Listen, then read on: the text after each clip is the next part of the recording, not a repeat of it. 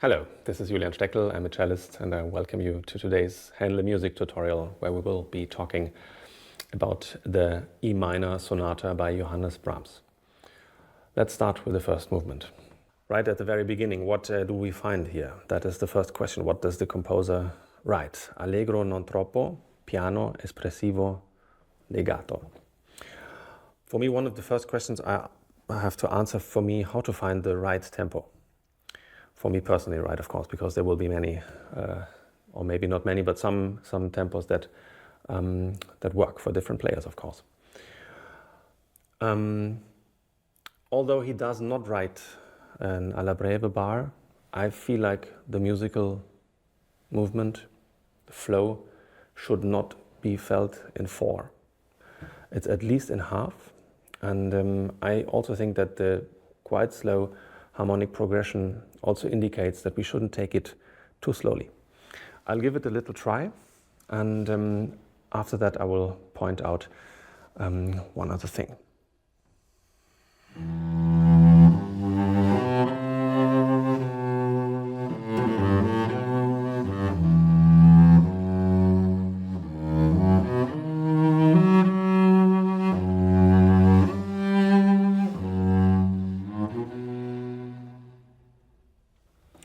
I think in Brahms' music in general, but especially also here, it's vital to try to be very talkative and very precise in your articulation in the bow. So it should not feel like just a long sostenuto cantabile line. We should never forget to speak the small notes, such as bar 1. This 8th note. Here, let's have a look at the bar 3. Where he writes little dots below the slur. So it's not, but it's definitely. So I encourage everyone to, to be curious about these little details and really see what he writes, where he makes differences between a proper slur and a slur with dots. I think it's really worth it. Piano espressivo. In contrast to piano dolce, that is also something in this piece that we find often as neighbors, and I think it's important to be clear that these expressions are not the same. So I'm looking in the piano espressivo for a more dense, dark sound with slower bow speed.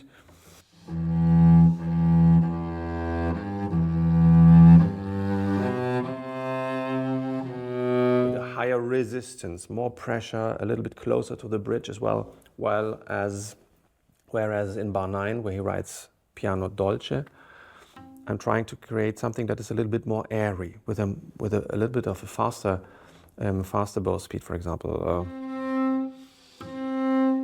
as you were breathing into the note.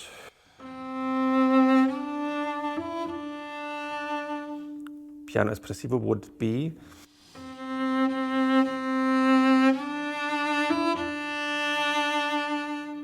piano dolce. Of course, that is also something personal, but I think it's worth thinking about these siblings, but they're pretty different still. Let's have a look at bar 17 and going into bar 21 when the cello and the piano exchange the roles, because in bar 17 the cello still has the main voice.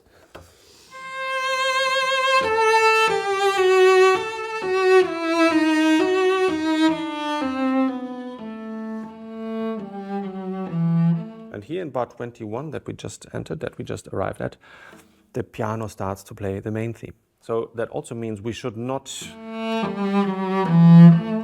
try to play ourselves into the foreground, but rather be supportive, really listen to what the piano does. Another little thing where piano and cello, so to say, shake hands or are connecting is in bar 25. The piano starts with an upwards going movement with 8th notes, and the cello plays this.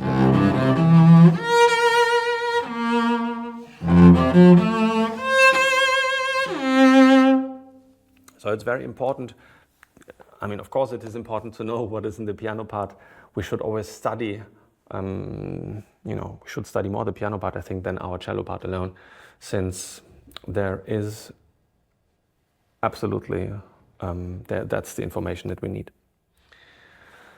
Then in bar 34, when we remember how he starts the movement,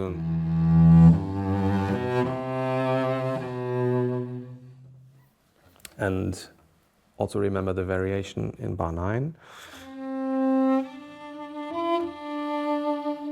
which both, I would say, is not really grounded. The first time it's pretty dark, and you know, there's a lot of a lot of searching going on, while in 34 I have the feeling it's the first time we have a little bit of a quiet moment, a little bit of a relief and breathing out moment. It sounds like that.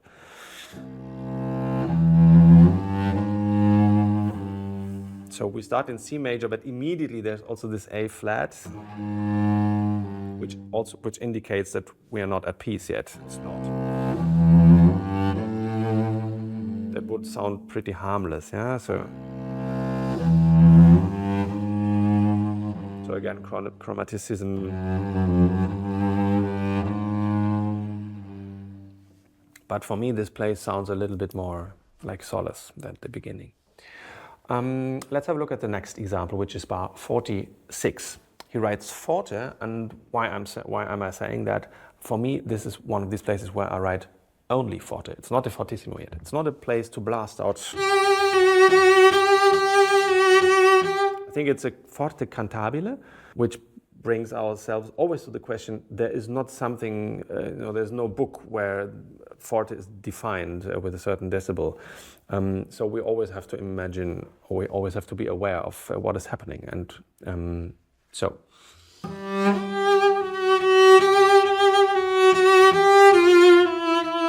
And also there we find again these slurs over the first 2 quarters. And I think it's also important to imagine that while Brahms definitely had Johann Sebastian Bach in mind while writing this piece, that the second note under a slur is, especially when it's a little bit below, it should never be stronger. So it's not, but it's rather a little bit of a release, which then creates a certain swing also.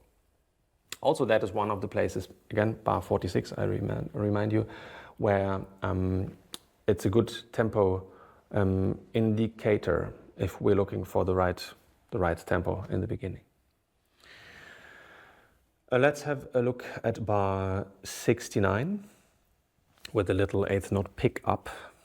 Also, we only follow the piano, which plays moving, alternating 8th notes. And here we start on the C string again.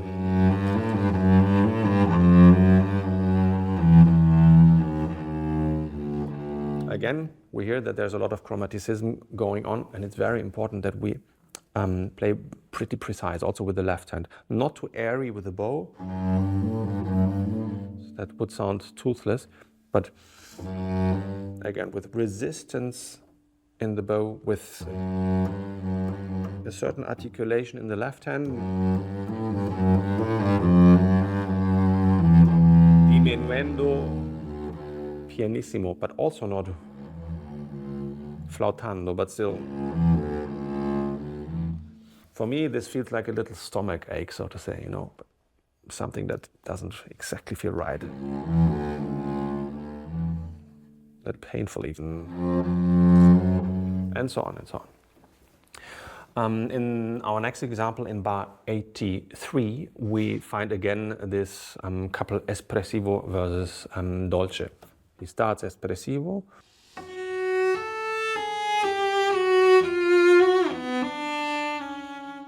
And then he writes dolce.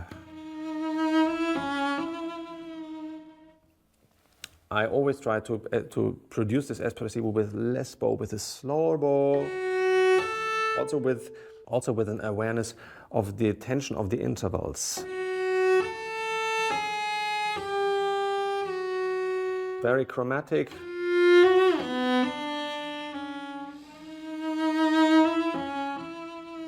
So in the dolce, we can breathe again, so to say. Yeah?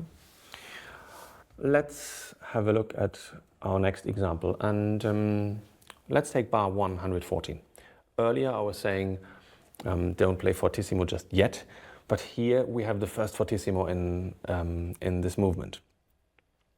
And we need to, we need to be strong. There's a lot of stuff going on in the piano, pillars, big chords going on, and we are in a high register, really singing very loudly.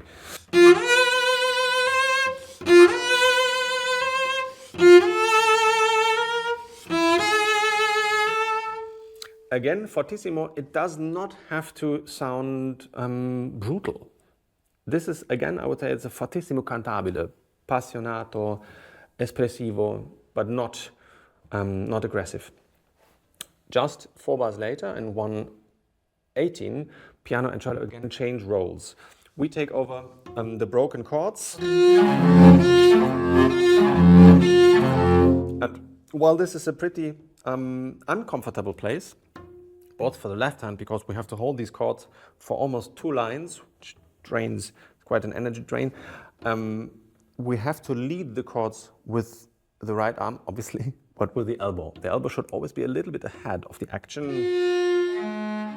Always already going down and preparing the upwards movement earlier. So it's a constant swing of the elbow. Yeah. The next example would be bar 134. And here is important to know that we only react to the piano. The piano starts with we come in as a comment. So, and then this whole thing, the next bars are, so to say, intertwined. It's again like holding hands and playing with each other. And Brahms turns the action around in bar 138, where the cello says, now it's my turn. And the piano follows, like a shadow. This is a very beautiful place, it's really like two persons in a dialogue and, dancing with each other even. A little extra thing I want to point out is in bar 137. We have a little left-hand pizzicato. And I start in the bar before to show how we get there.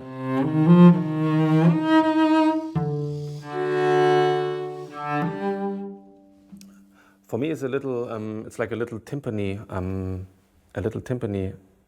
thing in the orchestration, so to say. How I try not to sound too harsh. I would use as much colors and skin contact to the string as possible. So we have a feeling that we have the string already here, and we don't hit it. We rather pull it and release. In bar 145, we have bar 146 again, and the next bar again. So he seemed to have found liking in writing pizzicato, and again, for me, this is a timpani moment. Very strict, boom, boom, bim, boom, boom, boom, bim, boom. It's also the piano answers, boom, boom. Yeah. So again, we are only one part of a whole system, so to say. Let's make a big jump, or let's fly to bar 256. Since in the recapitulation there are many pretty similar places, so to say. So I'll try to point out what I find interesting here. He writes an extremely long slur. He connects 4 bars and writes espressivo. One could argue that this is only a phrasing slur, and one could easily cut. But I really find it beautiful if it works, and also I think it's really worth trying to master this slur. I'll give it a try. It's really a try.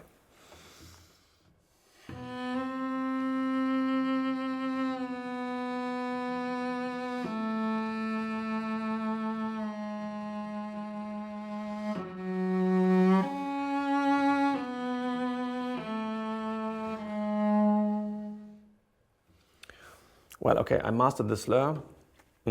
I think there was still some espressivo lacking, but as I said, I think it's worth trying these things that come as a challenge, where we think in the first moment, oh my God, I will not be able to play 4 long bars under one slur. But I encourage you to try, and I'm sure you'll master it. A few last words on the end of the piece, the 3 last bars, where we have 3 repeated G sharps, pianissimo,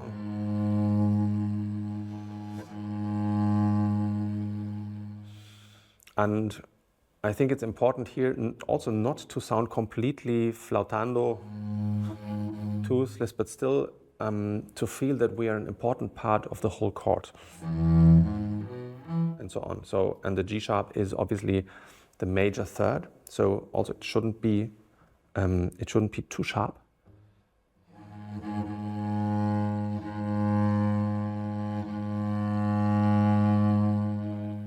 It's not a string quartet, that is true, but also when playing with piano, it's important and very much worth it to know in which function we actually have.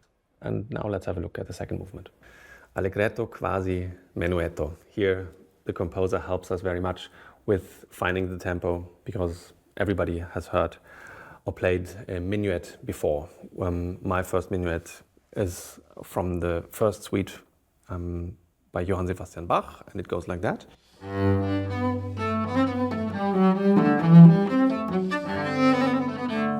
So more or less in this tempo frame, it can be faster, it can be a little bit slower, that's a personal question, but it does help a lot.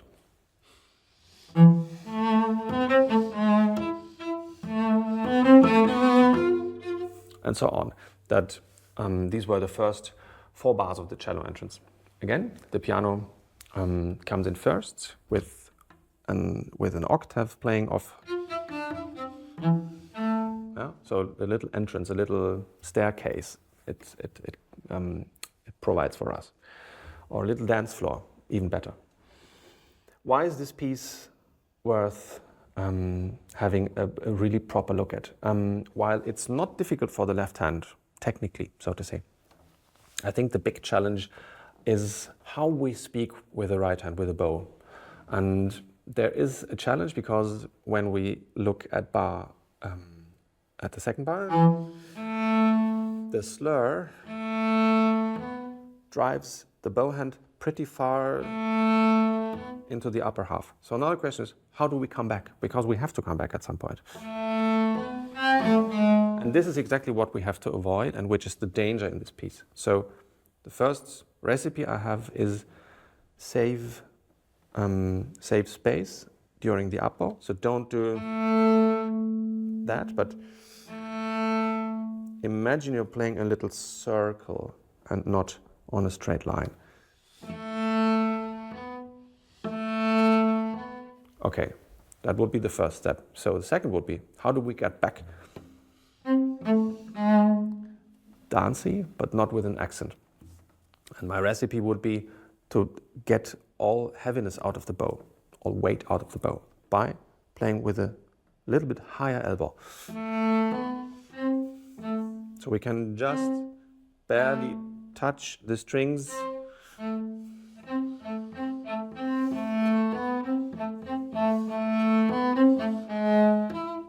Yeah, so that would be the first bar of the challenges. The second bears a little bit of a related challenge, which is this slur and a combined string change. It shouldn't be sudden or robotic, but really as if the bow was almost touching both strings at the same time. So you see, we already have spent quite some time on only the first 2 bars, and I encourage everyone to really, how to say, to zoom in and to really, take every dot serious and every slur in order to make this the most elegant, courtly, dancey, beautiful and refined music that it actually is. Let's turn things around. In bar 15, we start with, so we change roles again with the piano. Of course we do, because the piano also has the main voice in bar 16. So again we have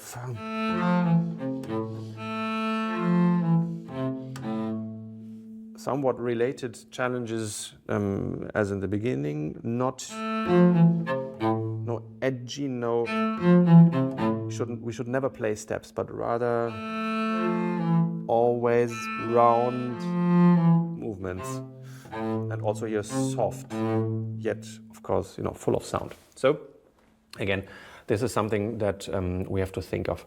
We have rather to be a philosopher and a poet in this movement than show our muscles. Actually, we never need any muscle here, except for the very little ones in our fingers. Let's have a look at bar 39. He writes piano grazioso, and that is the first time we see a pretty long slur in this piece. Looks like a cantilene. But in the second bar of this grazioso, we already have something, courtly, I can't say it otherwise, and dancey. So I think the grazioso applies for the second bar, whereas the first we are a little bit reminded of the first movement.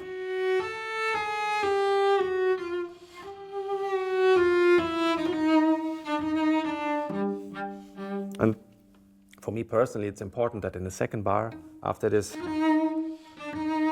we give a little air to the bow and don't play, shouldn't be too sticky. Some last comments on the last 3 bars of the minuet.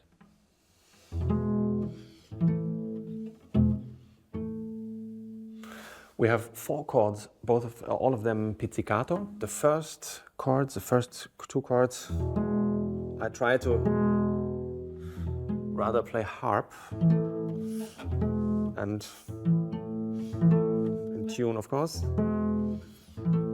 While the 2 last ones, I try to close, and I don't play arpeggio, but all 3 notes at the same time with 3 fingers.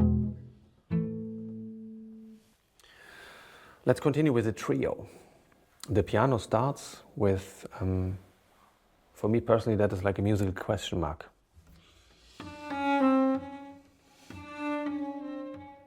It's really not knowing where to go, or if to go even. But then the cello says,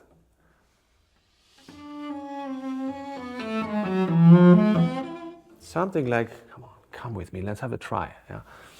It's still the sun is not really shining in this trio. It's very melancholic, and it's like a little brook or stream trying to find its way. Really beautiful. What I sometimes discuss with my piano partners is if the cello, when we start, takes a little bit the lead, and the whole thing will be repeated, and in the repeat, the piano, being encouraged a little bit, takes over the main voice, because cello and piano play exactly the same notes. In bar 86, it's one of these. It's a very beautiful and a little bit of a strange bar, so to say.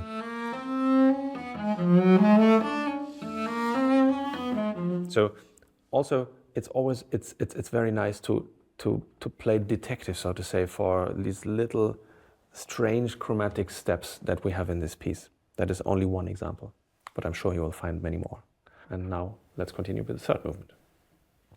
Brahms writes Allegro. The movement starts with a piano entrance, or the theme in the piano, and it's a fugue. So, in bar 5, the cello repeats the fugue theme, the opening motive of the piano. He writes forte, and it's a big jump 1 octave down. So which is quite a statement. Of course, we already had that in the piano. What does a forte mean here? I personally think, because this is a fugue and not a rhapsodic movement, the sound should be, of course, very strong. It's a forte, which means loud, obviously, but it should be still a little restrained, dangerous, compact, and not too crazy yet. You know, always, you know, keep a certain resistance. I'll play the first 4 bars of the cello.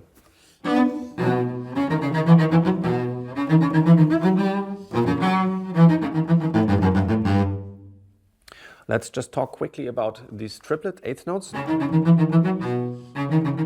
So they should not be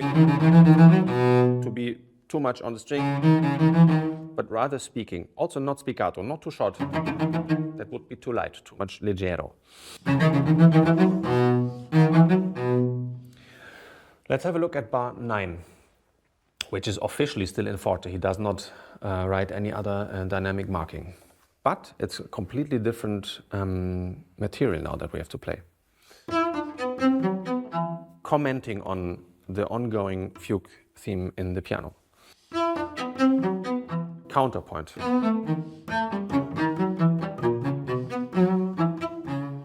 Now we are in bar 14. We join the piano triplet movement. Bar 16.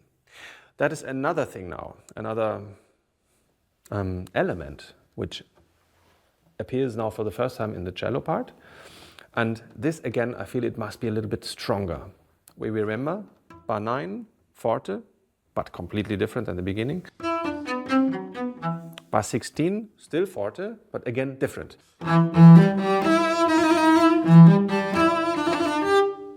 So that is an example for our task to find sense and to find meaning in the composer's marking, because he writes forte from the very beginning until bar 28, but not every forte is the same. It really depends on in which role we are. Again in bar 20, still forte. Now a crescendo starts, which leads to the fortissimo, which I just had mentioned in bar 28.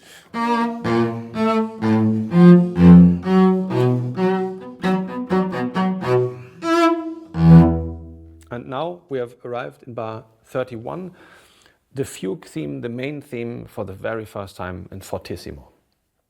So we really have to know where to play how much. Otherwise the whole movement just sounds loud, which is a pity. Let's have a look at bar 44. It's a special place for me. There is the piano playing with, giving a very strict and regular clockworky frame, and we do.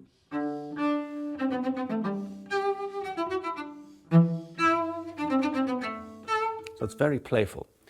Let's have a look at bar 53. He writes piano tranquillo. So after the whole ongoing turbulences with this fugue and all these fortes, it's like breathing out for the first time in this movement.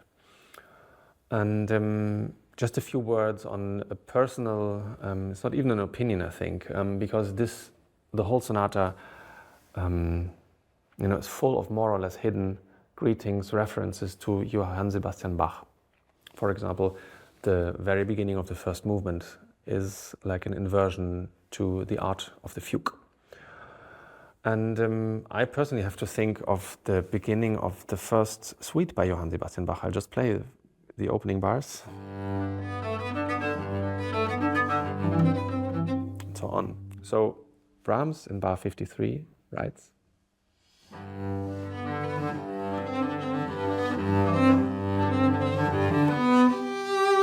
And so on. And then he starts a beautiful cantabile, cantilena, but also with little, with little moments of looking back into the second movement, the trio, or in bar 65, for example. So that is the whole, it's like a little intermezzo of singing, of dance, of relief, of breathing out. But it doesn't last very long. Bar 76, he writes animato, piano, and again our famous fugue eighth note triplets.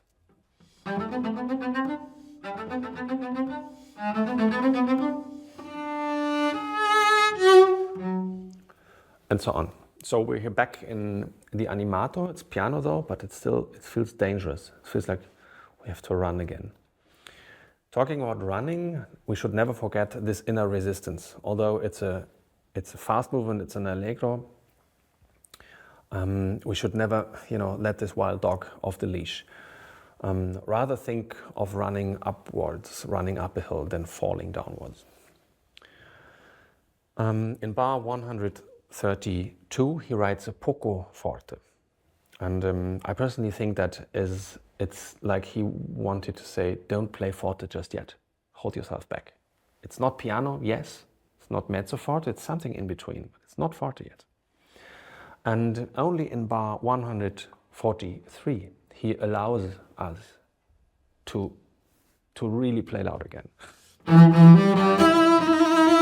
So that must be like an explosion, like we finally are allowed to play strong again and to let all the emotions out. Another turning point, let's have a look at bar 169, and also have, I'll play 4 bars now, and we will talk about bar 172 then.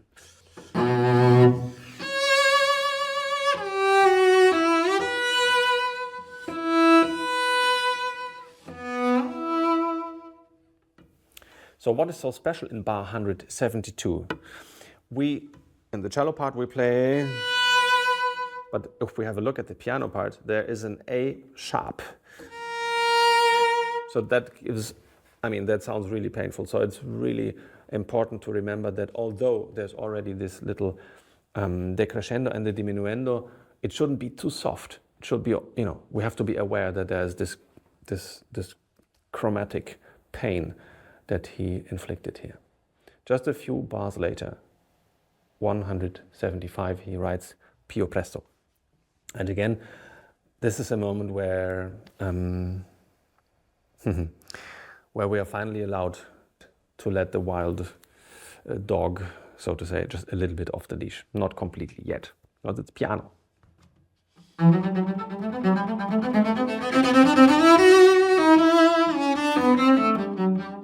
Back into piano. We've just arrived in bar 179. And in bar 183, for example, again, he tries to get out of this piano cage. Desperately. But still, it's not forte yet. It's always this hairpins, but have to go back. But in 185, finally, we see the crescendo, and the crescendo means, yes, you may. You can finally really build up. And this building up, it leads then into the fortissimo on 189.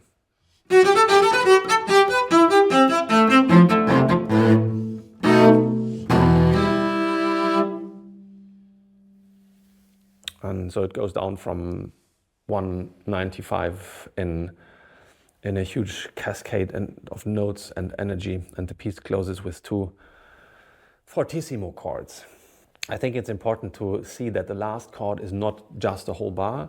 He thought it was worth taking the pencil to write a quarter pause. So, and it's not a fermata on the chord, so it should be really, again, it's full of energy, but not just somehow, really condensed, compact. It's always a challenge to not only think about the beginning of the note, but also the ending. So this is also really, well designed and ended. Thank you very much for going with me through the most important places of the third movement of the E minor Sonata by Johannes Brahms.